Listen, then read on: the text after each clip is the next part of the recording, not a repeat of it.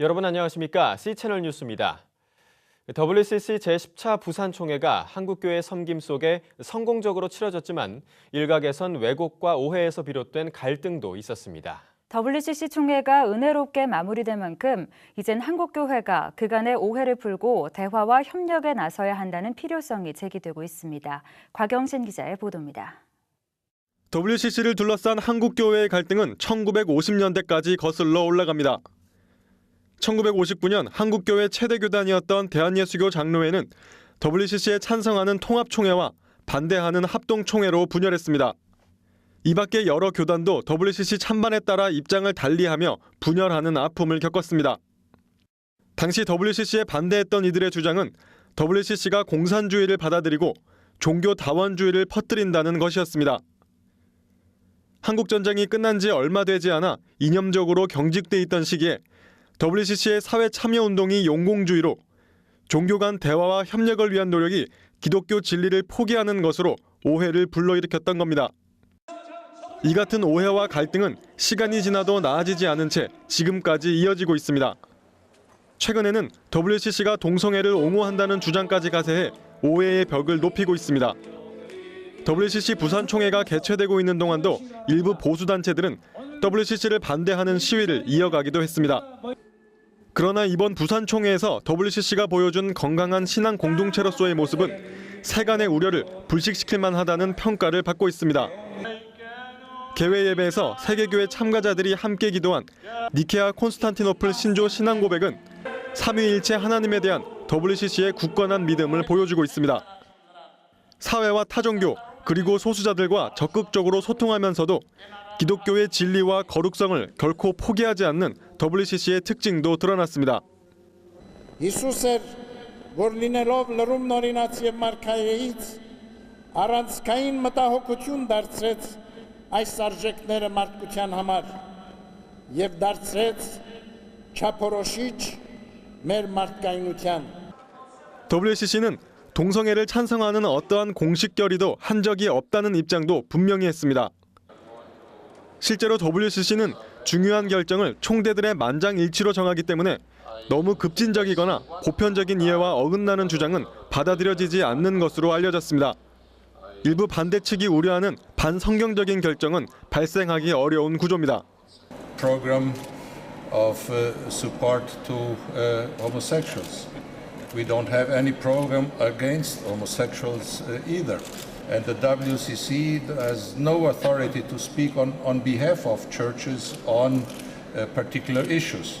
And we know that there is no consensus about how the churches address the issues related to homosexuality at this point. WCC 총회 기간 세계교회 참가자들은 반대 집회를 벌이고 있는 교인들과 대화를 시도하거나 그들의 주장 또한 교회의 한 목소리로 존중한다는 반응을 보이기도 했습니다. 이 또한 상대방의 신앙과 의견을 배려하는 WCC의 특징으로 여겨지고 있습니다. 이와 함께 일부 이단들이 WCC 반대 운동에 편승해 한국교회의 분열을 부추기는 점에 대해서는 주의가 필요합니다. 실제로 WCC 총회 중 열린 반대 집회에는 한국교회가 이단으로 정죄한 집단들이 대거 참여했다는 정황이 속속 드러나고 있습니다. 그동안 한국교회는 WCC로 인해 분열하고 수십 년 동안 갈등을 지속하는 아픔을 겪어왔습니다. WCC 부산총회가 성공적으로 치러진 지금 한국교회는 진리 안에서 서로를 존중하며 한 형제로 연합해야 하는 과제를 남겨두고 있습니다.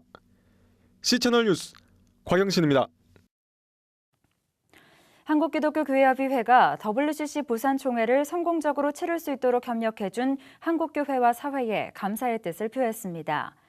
교회협은 감사편지에서 WCC 부산총회는 세계교회 대표들이 모여 현대사회를 바로 보고 새롭게 선교과제를 정립한 뜻깊은 총회였다며 WCC 총회를 위해 온 마음으로 함께한 모든 분들에게 감사한다고 전했습니다. 또 WCC 총회에서 부족했던 점을 한국교회가 신중히 검토해 성숙의 계기로 삼아야 한다며 새 사명을 감당하려는 한국교회와 이를 격려하는 한국 사회에 그리스도의 평화가 함께하길 바란다고 기도했습니다.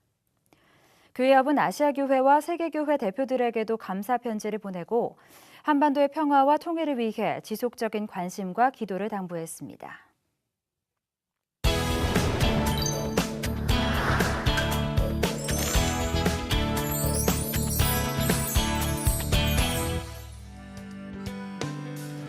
흔히 사진을 찰나의 미학이라고 표현하는데요. 사진이 가진 가장 큰 힘은 스쳐 지나가는 그 순간을 기록한다는 데 있는 것 같습니다. 여기 시대를 뛰어넘어 사람들의 마음을 울리는 사진들이 있습니다. 20세기 최고의 기록이라고 꼽히는 라이프지에 실린 사진들인데요. 전쟁의 참혹함, 인간의 가치, 생명에 대한 존중 등 반세기를 뛰어넘는 시간 동안 라이프지가 전하고자 했던 메시지는 과연 무엇이었을까요? 오늘 문화산책에서 소개해드립니다.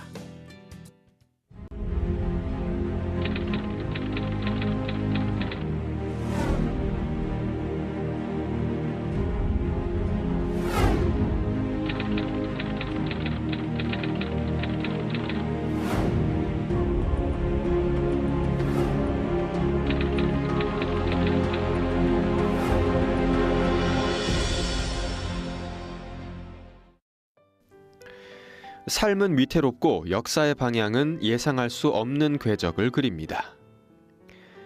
기록하지 않았다면 스쳐 지나갈 수도 있는 많은 순간들. 그 순간들이 사진가들을 통해 불멸의 역사로 남았습니다. 20세기 포토 저널리즘의 대명사인 라이프지. 1936년에 발간된 라이프지는 TV가 없던 시절 전 세계인의 눈이 되어 주었는데요. 알프레드 아이젠슈테드, 유진 스미스, 로버트 카파 등 전설적인 사진 기자들의 활동 무대가 되기도 했던 바로 그 라이프지의 사진들이 우리나라에 왔습니다. 당시로서는 혁명적인 도구였던 사진이라는 도구를 이용해서 보여줬던 잡지였고 1940년대, 50년대, 특히 60년대를 아우르면서 그 20세기 가장 격동의 시기를 사진을 통해서 우리들에게 이미지의 시대를 열어준 그런 잡지였습니다.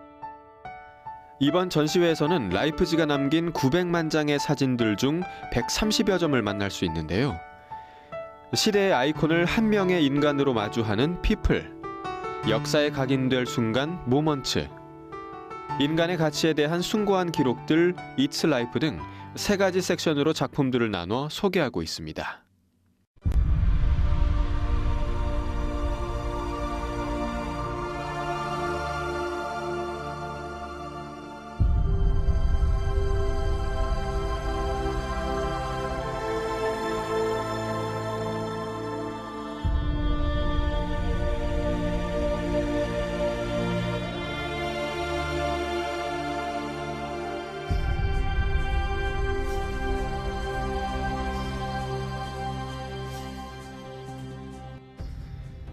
라이프가 가진 가장 큰 의미는 가장 생생한 역사적 기록을 만들어냈다는 점이었습니다. 라이프는 20세기의 중요한 사건과 현장, 시간들을 기록했고 이렇게 기록된 현실은 담론을 만들어내고 대중의 반응을 이끌어냈으며 역사가 되었기 때문이죠. 역사가들이 역사를 기술하거나 사건을 기술하는 것과 다르게 사진가들은 바로 그 현장, 그 인물을 만나지 않고서는 기록을 할 수가 없다는 그 특징이 있습니다. 그 특징 자체가 갖고 있는 특별한 가문. TV라는 영상 매체가 등장하기 전까지 사람들은 라이프를 통해 세상을 보았고 라이프는 사람들의 인생을 기록했습니다. 한 시대를 풍미했던 라이프지는 2007년 올드미디어의 쇠락과 함께 폐간됐습니다. 그리고 2013년 라이프가 우리에게 보여주었던 역사와 삶의 편린들은 지금 우리에게 어떤 메시지를 전달하고 있을까요? 인간의 삶에 대한 희망에 대한 거거든요. 그건 뭐냐면 그 안에는 뭐 죽음도 담겨 있고 뭐 되게 참혹한 사건들도 있고 그 다음에 또 즐거운 일도 있고 여러 가지 일들이 있어요. 그러나 그 전체를 아우르고 있는 가장 큰 근간에 깔려 있는 기조는 뭐냐면 바로 인간이 살아야 될 이유에 대한 그런 희망의 메시지였다고 생각합니다.